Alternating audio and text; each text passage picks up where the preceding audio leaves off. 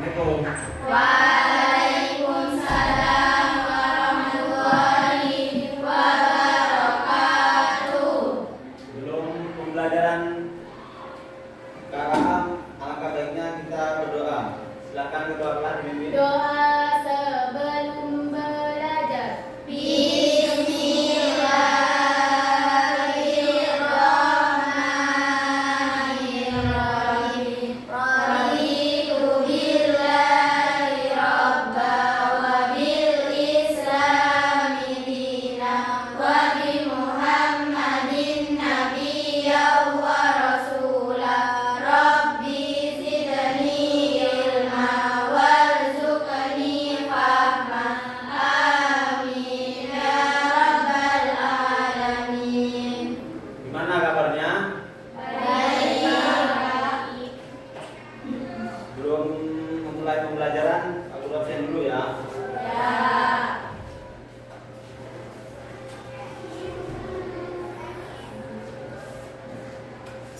Anggi, Ana Dahlia, Amelia, Hadir. Dia Yuning Dias, Hadir. Dunia Saifia ini, Hadir. Indri Kumalasari, Hadir. Lutfiatul Jannah, Hadir. Naila Fatul, Hadir. Nabilatul Soleha, Hadir, Pak. Nur Faiza, Hadir, Pak. Daya, Hadir. Tika Maulidia, Hadir. Tika Mardiana, Hadir. Zian Nawal. Hadir.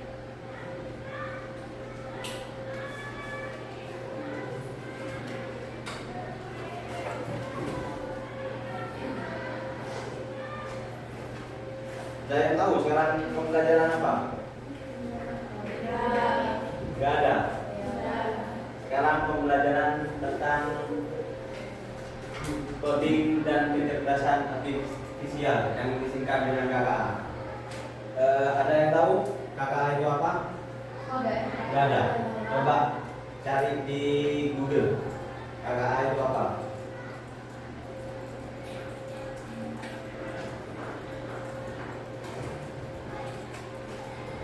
KKA codingnya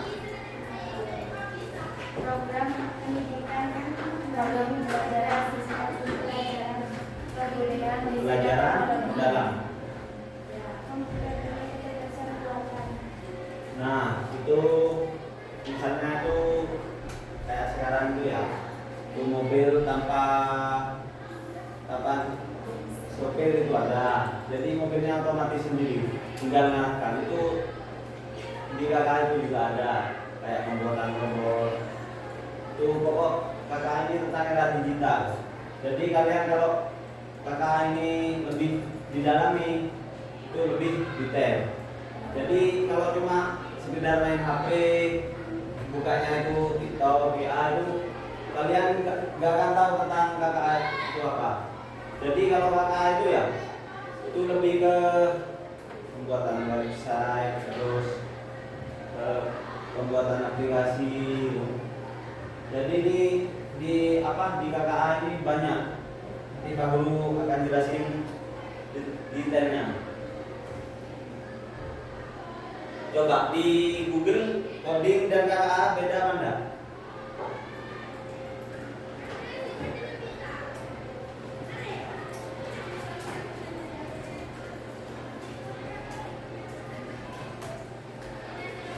Coding itu apa? Kecerdasan artifisial itu apa?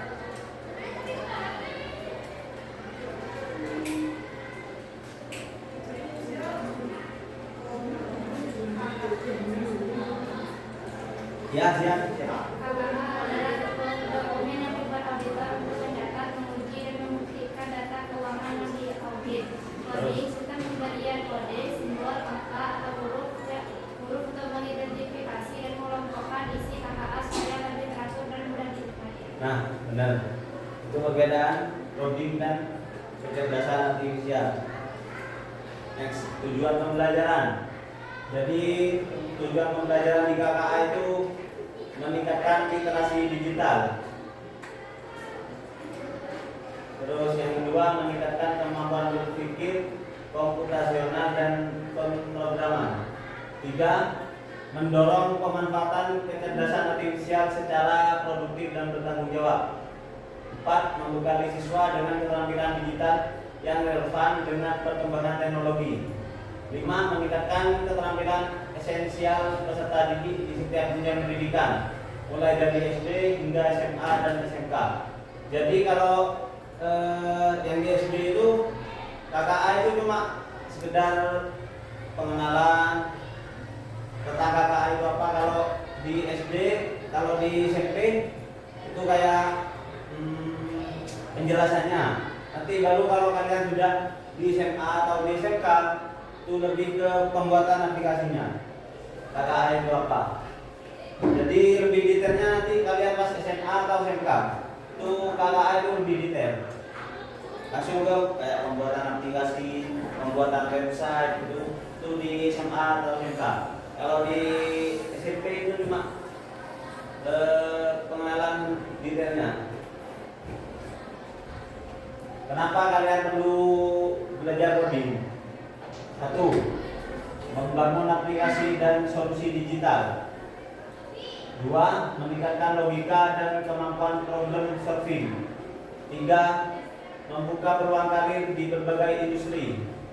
4. Menjadi lebih adaptif terhadap perubahan teknologi. Jadi perubahan teknologi itu sekarang kalau kalian tidak mengikuti, kalian akan ketinggalan. Karena era digital itu ya nggak sama katanya Pak Guru itu nggak sama.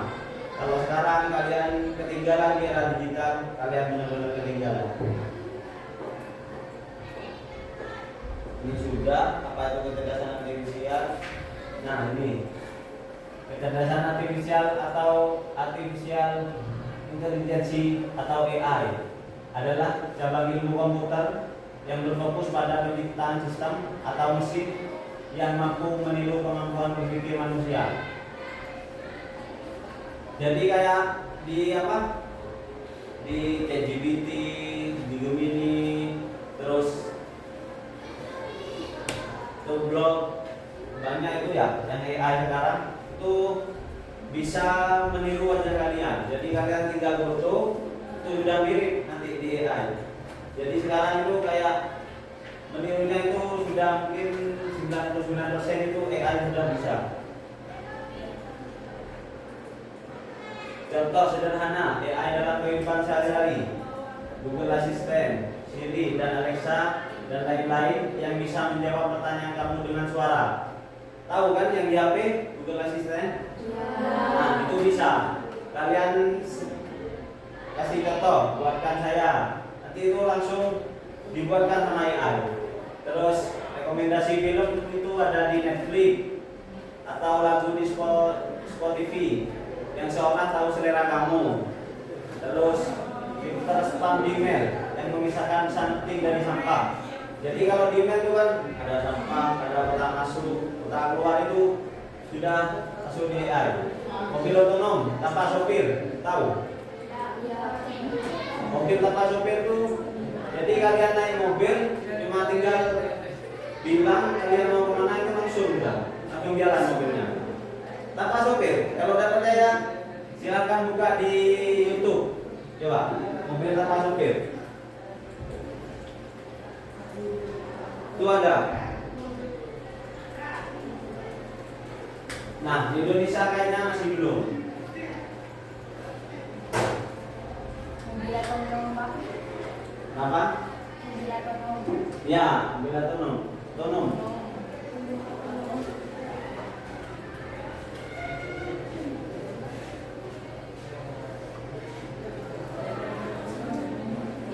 Ya, coba dilihat.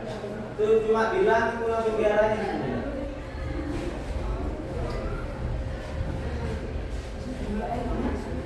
Ini Pak. Panas. Ini. Ya, nah itu jalan sendiri ya. Ya. Itu apa yang ada kayaknya di Cina? Ya, di Cina ya. Ya Pak. Ya, di Cina itu pinter.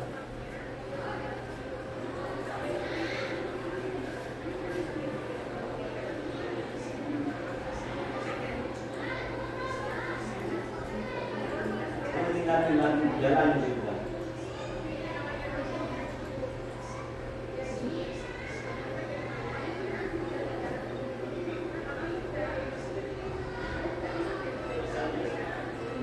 Intinya ada babaknya.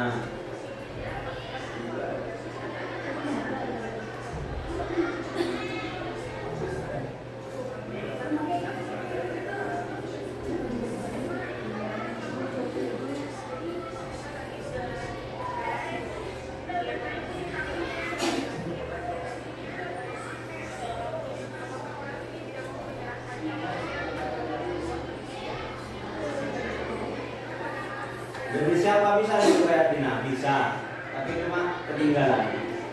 Jadi saya kurang mengikuti kayak pengembangan AI. Kalau di Dina sudah ada mungkinnya yang mungkin di Indonesia mungkin masih progres. Nah itu di Dina, nggak ada lupusnya.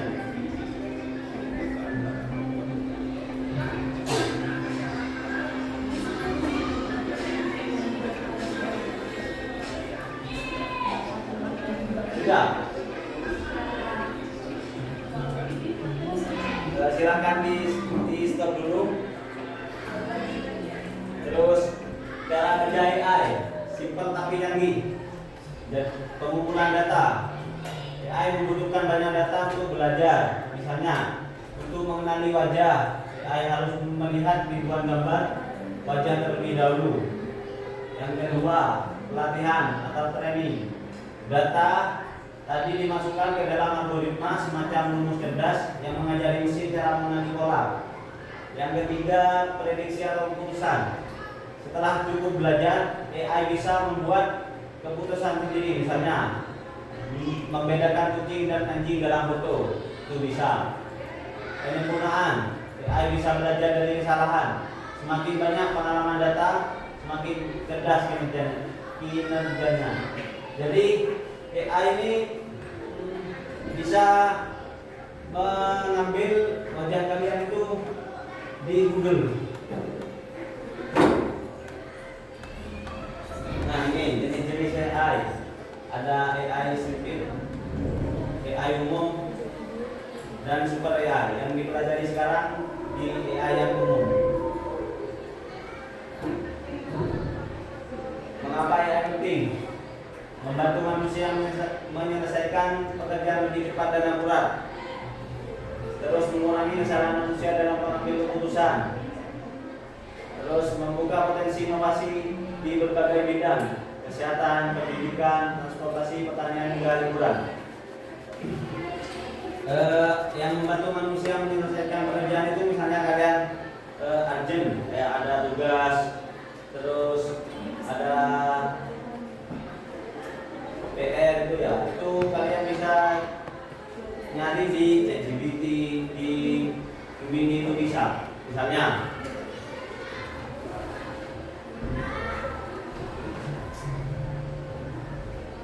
ya, kalian itu ada PR, kalian cukup foto PR-nya itu ya, itu langsung keluar jawabannya di ChatGPT, di Gemini itu langsung bisa. Terus membuka potensi inovasi di berbagai bidang kayak kesehatan, pendidikan, transportasi, pertanian hingga hiburan. Sistemnya sekarang kan pembayaran pakai barcode. Nah nanti bisa mungkin 5 tahun ke depan itu uang cash itu nggak bisa. Jadi sistemnya pakai barcode sekarang. Kalian pesan buku misalnya, pembayarannya barcode. Tinggal barcode sekarang. Di Jember aja, Pak Guru pesan itu pembayarannya nggak bisa pakai cash. Itu harus pakai barcode, pakai QRIS. Jadi AI ini kalau kalian tidak mempelajari benar-benar ketinggalan. Hubungan coding dan kecerdasan artifisial atau KKA. AI tidak bisa berdiri tanpa coding. Untuk membuat sistem AI seperti machine learning atau computer vision, seseorang harus menguasai bahasa pemrograman dan konsep statistik. Bahasa yang populer untuk AI adalah Python. karena sintaknya yang sederhana dan banyaknya pustaka diberi AI seperti TensorFlow, Python, dan Scikit-learn. Dengan menguasai coding, seseorang tidak hanya bisa menggunakan AI, tapi juga bisa menciptakannya. Jadi kayak barcode itu kan bukan pembuatan manusia, itu pakai AI itu. Nah, coba kalian cari di ChatGPT atau Gemini. Coba kalian contohkan, buatkan saya apa gitu. Apa promosi, nah itu bisa. Tentang jualan itu bisa.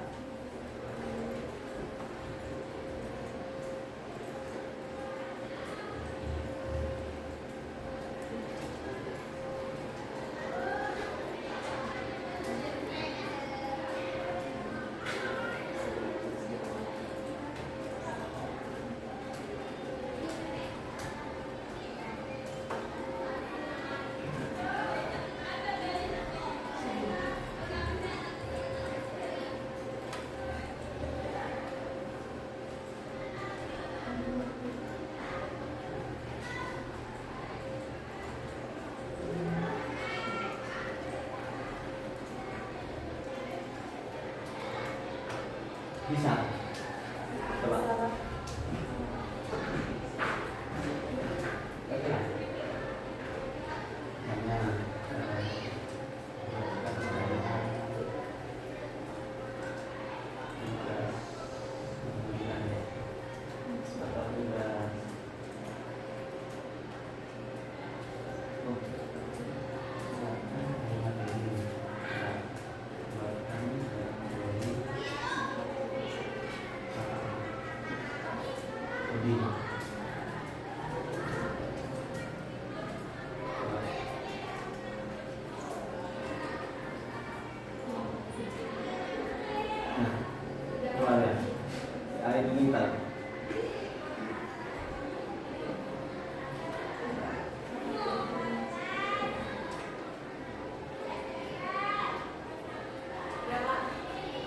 Sudah. Tahu mungkin tentang kalian, siapakah saya, nama lengkap. Kalau namanya kalian belum ada, berarti data kalian belum bocor. Jadi biasanya kalau kalian punya prestasi, ada di AI. Siapakah saya? Nanti sama AI itu ditanya nama lengkap, ada. Itu masih tentang nama ya. Di bawahnya, ke bawah. Nah itu dari nama aja sudah bisa AI itu. Nama lengkap. Jadi, coba nama lengkap.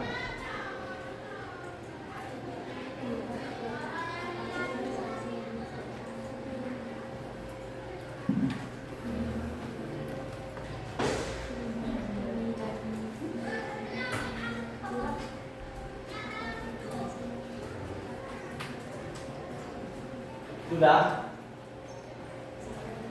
Bisa ya? AI?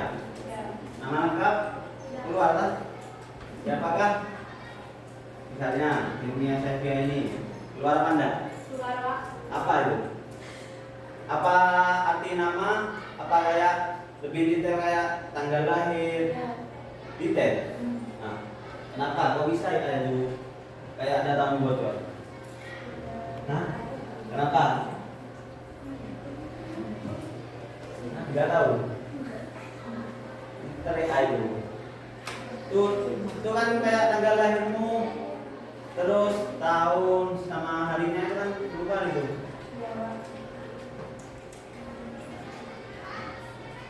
Luar. Siapakah nama kamu? Siapakah? Iya. Coba.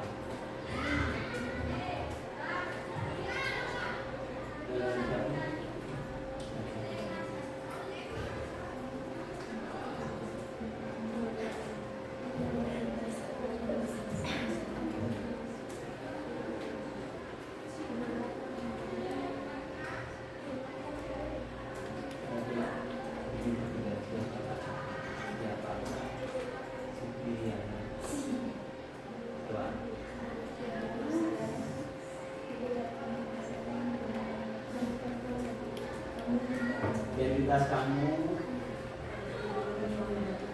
belum belum bocor. Kayaknya belum bisa itu. Nah, itu berarti banyak Nabila yang lain. Gimana saja? Udah ya. Terus bagaimana memulai?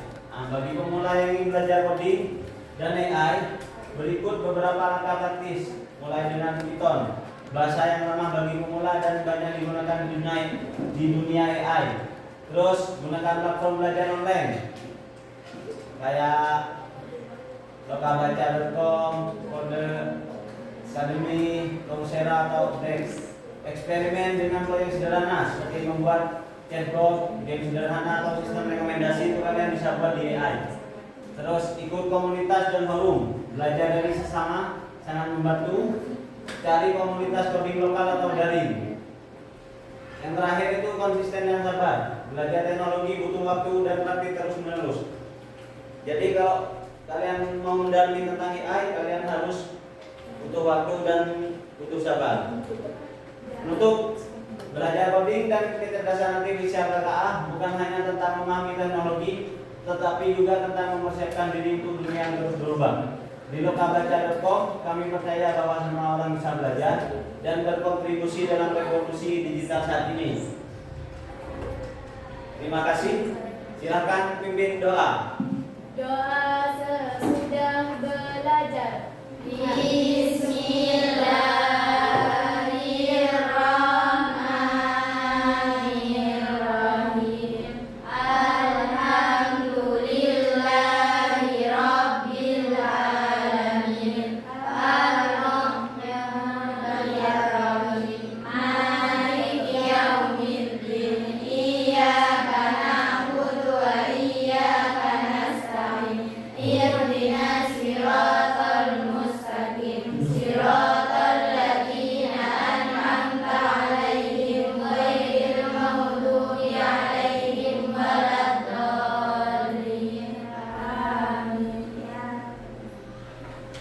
Mungkin itu saja tentang penjelasan KKA sedikit, semoga bisa membantu kalian untuk belajar mendalam tentang AI. Terima kasih. Assalamualaikum warahmatullahi wabarakatuh.